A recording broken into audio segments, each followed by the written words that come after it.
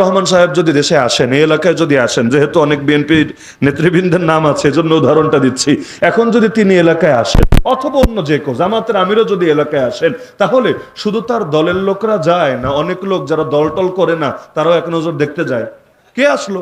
বিশেষ করে হেলিকপ্টারে আসলো তো মাশাআল্লাহ, বাঙালির হেলিকপ্টার দেখার আলাদা একটা এসকো আছে।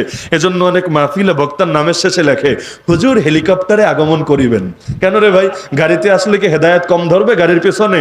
আর হেলিকপ্টারে আসলে আসমান থেকে হেদায়েত ডাউনলোড করতে করতে নামবে না, এমন কিছু না। তখন বক্তা দেখার চাইতে হেলিকপ্টার দেখার সিরিয়াল বাড়ে, এটা হলো স্বাভাবিক। কোন এলাকায় মেহমান গেলে সবাই দেখতে যায় না?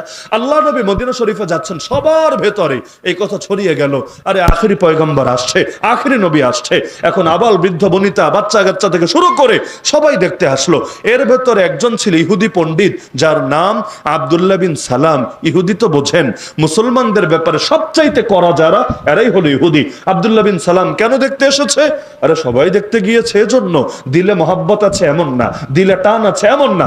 তিনি বলেন, যেই মাত্র তাকে সামনাসামনি দেখলাম, আমাকে কেউ চিনিয়ে দেওয়া লাগে নাই, বলে দেওয়া লাগে নাই ইনি হলেন নবী, সঙ্গে সঙ্গে আমি চিৎকার করে উঠলাম, ওয়াল্লাহি ইন্নাহু লাইসা বিওয়াজহি কাযাব।